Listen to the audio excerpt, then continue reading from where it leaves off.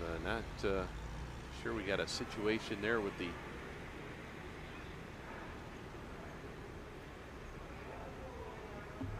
so they're going to work on the red Terminator sled here tonight. And hopefully nothing too serious here as Logan kind of looks like checking out the solenoid there. So we've got a holdup here over on the Pro Modified four-wheel drive side, the 6,200-pound class.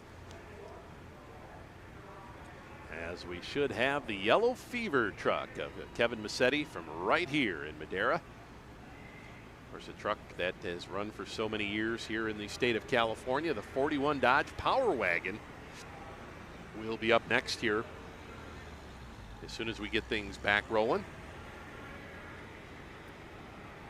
In our Pro Modified class here tonight. See some of the other competitors looking things over.